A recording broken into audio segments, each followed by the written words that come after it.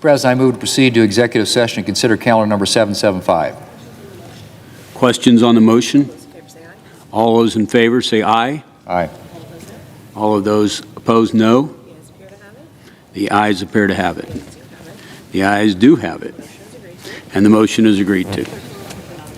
The clerk will report the nomination. Nomination, the judiciary, Benjamin M. Flowers of Ohio to be United States Circuit Judge for the 6th Circuit. Mr. President, I send a cloture motion to the desk. The clerk will report.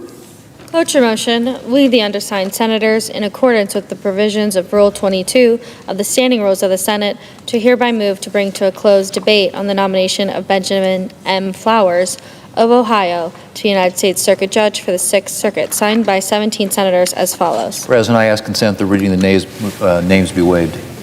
Without objection. Thank you, Mr. President. Yield the floor. The senator from Florida. Thank you, Mr. President. I rise today to share some good news with the United States of America. We just celebrated not only the birthday of this nation, 250 years, but we also celebrated the anniversary of the Working Families Tax Cuts Act being signed into law. As my state's newest senator, this was an important piece of legislation for many reasons, and I will share what it has meant for hardworking Floridians. But I championed this package, and I am so excited to say that we were able to deliver major wins through this legislation. It is the largest tax cut in the history of our nation.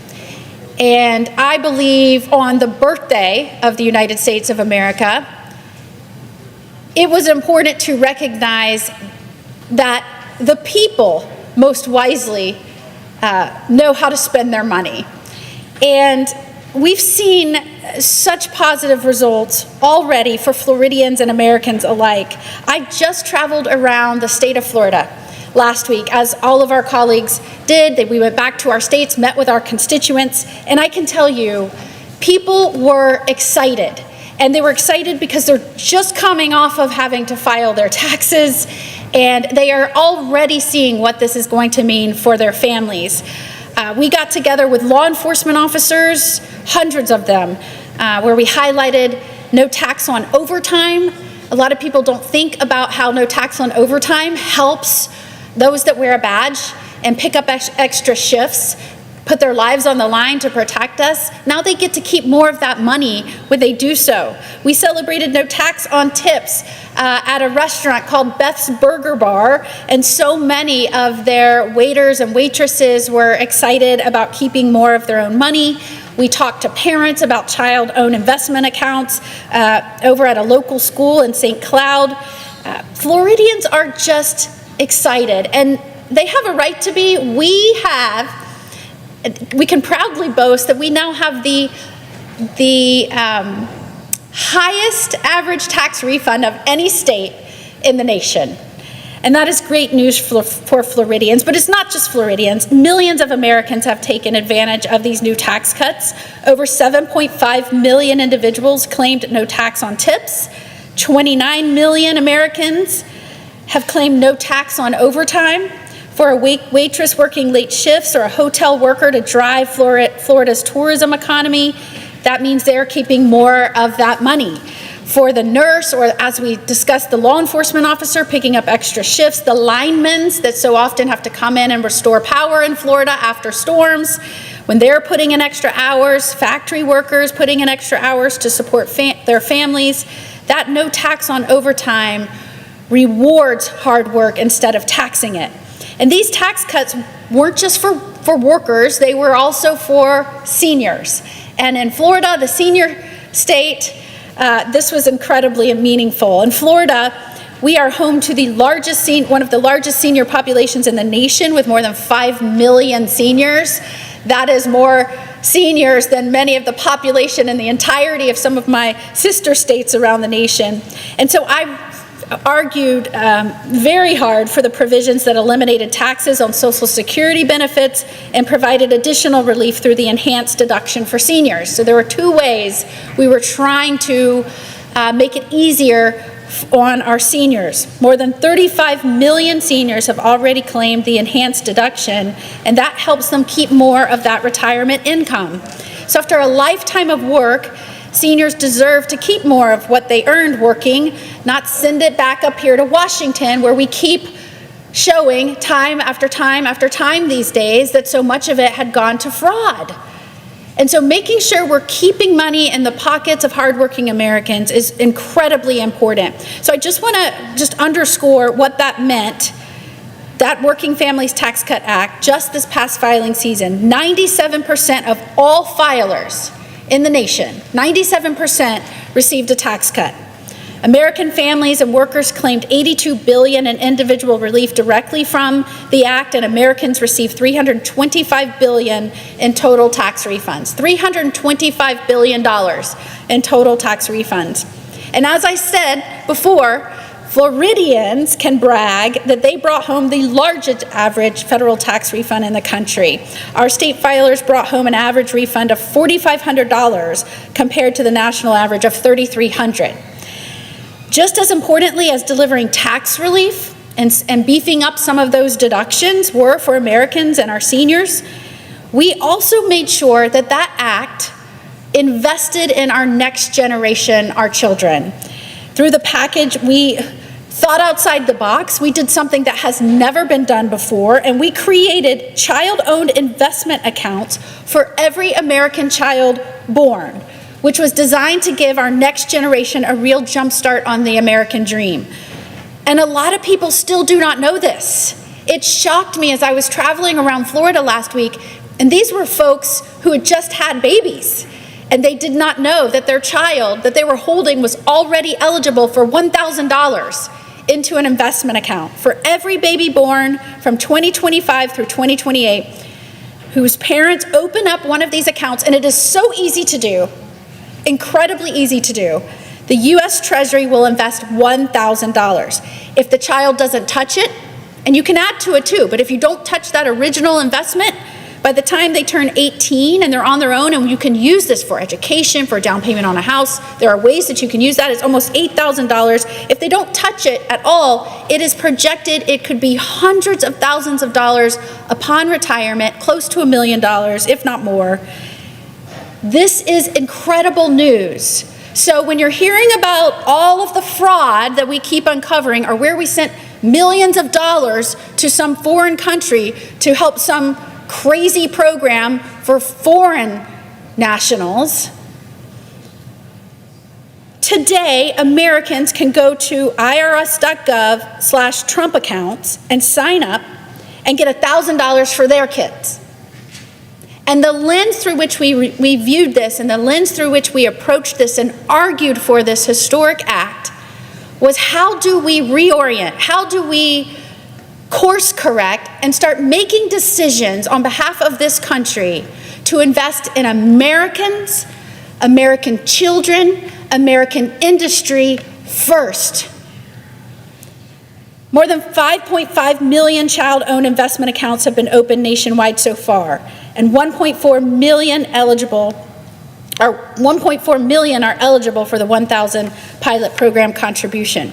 So in addition to these accounts, 40 million families have taken advantage of the enhanced child tax credit that we permanently doubled and expanded through the Working Families Tax Cut Acts.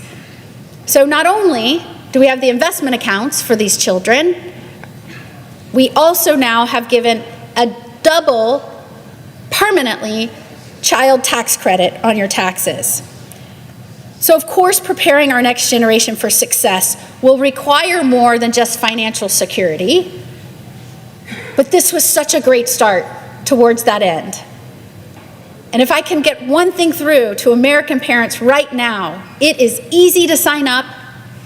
There is money waiting for your children right now from the U.S. Treasury, because we want to set them up for success. But we didn't stop at financial investment.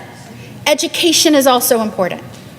And through this Tax Cut Act, which we are now celebrating the 1-year anniversary, and many of the provisions, which we all fought hard for over on this side of the aisle, are now just going into effect, We also made sure that there was a federal tax credit scholarship that could help millions of students across the nation get education of their parents' choice. 2 decades ago, we did this in Florida. We had a low graduation rate. I want to say it was in the 60s. We started with our first school choice statute. 2 decades later, we are out now over 92% graduation rate. It shows you that not every child learns the same, and parents know what their children need, and educational needs should not be based on the zip code in which they are born. Florida has figured that out. We figured that out some time ago. And now I am here as Florida's newest U.S. Senator announcing a great piece of legislation that will expand this approach to children across our nation, but even for states where you have universal school choice, and there are a few of us, like Florida, but others have started with school choice statutes, understanding that each child learns differently. You can still take advantage of the Working Families Tax Cut Act because it allows for the deduction of education expenses for tutoring, for technology, for so many of those supplemental education expenses that come along with education that parents choose. So Floridians are still winning, even though we already have school choice. When parents have more choices, we know, and we have seen the data show, that students are more likely to find the educational path that fits their unique talents and goals. And that ultimately, for this country, for our nation's forward success, will mean a stronger workforce. It'll mean more innovation, a stronger economy, not just for the state of Florida, for which I champion every day, but for our entire nation. At the end of the day, families and small businesses know how to spend their money far better than some of these bureaucrats that are making decisions in the bowels of some of these agencies. And we are uncovering day in and day out, and we will continue to do so, exposing where some of those choices went awry, and where some of those choices led to corruption and crime. But we are here today to celebrate what we have been doing right and how we have been course correcting with our intent to focus on bettering the lives of American families, American workers, and this nation moving forward. So I believe that less taxes will mean more opportunity, more growth, more freedom for hardworking Americans. And I am incredibly excited to be standing here today as one of the newest United States senators that helped deliver this win last year. And as we are watching it go into effect, see the success and the effect it's having on our constituents, it is certainly something to celebrate, Mr. President, and I appreciate you giving me the opportunity to do so today. Thank you so much. I yield back.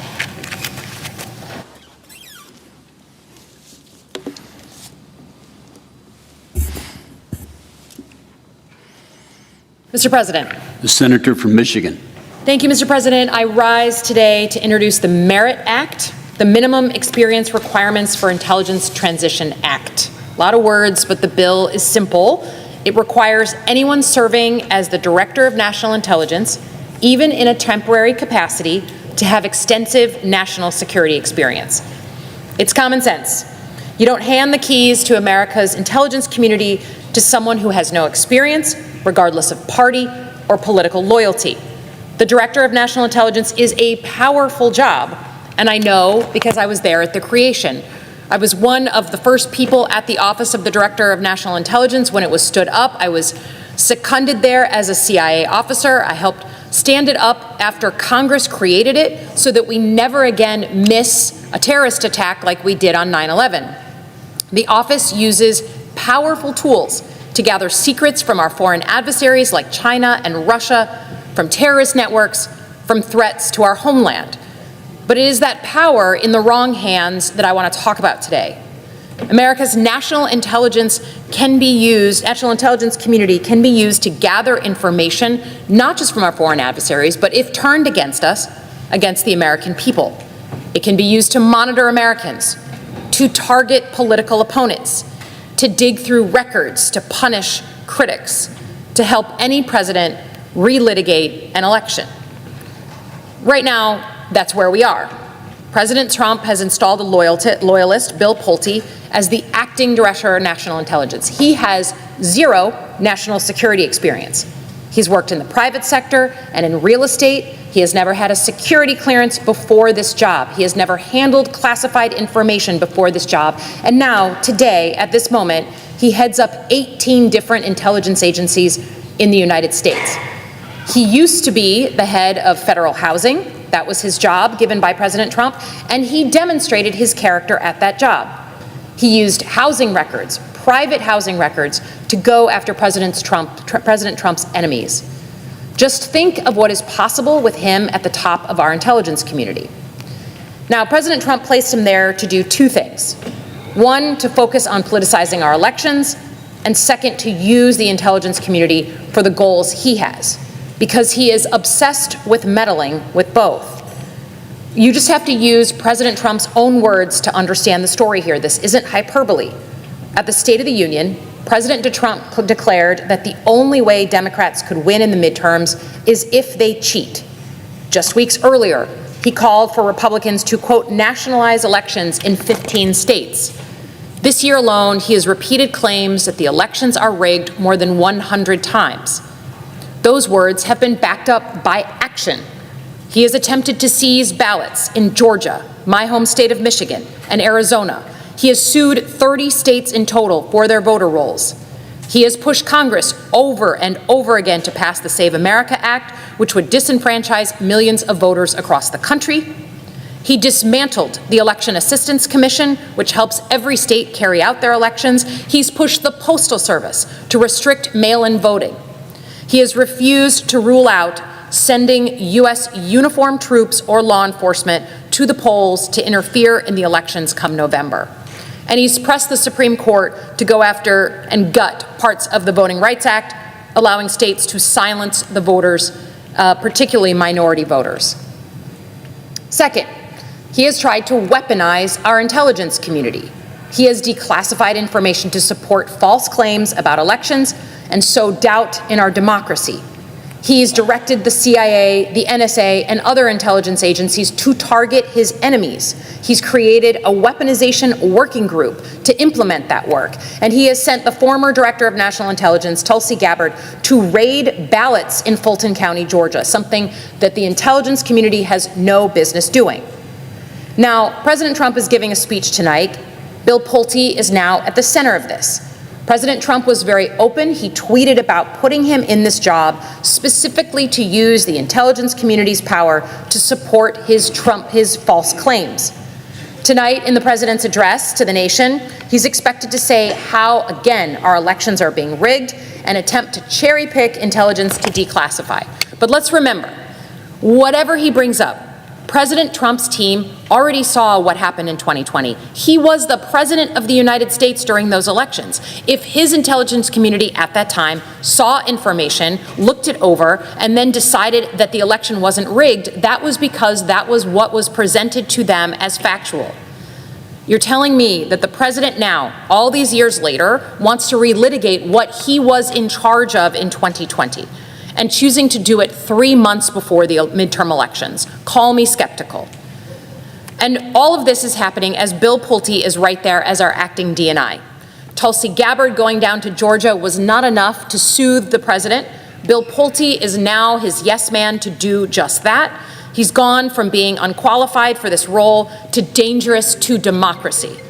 With the bill, we will ensure that people who serve as the acting director of national intelligence actually have some national security experience needed to do this job. They treat it responsibly, not on behalf of one party, not on behalf of one man, but on behalf of Americans to keep us safe. That is the mandate of the intelligence community. It is what we were trained to do, and I say that as a CIA officer, and this president is corrupting that with his choice as DNI. Thank you, Mr. President. I yield back.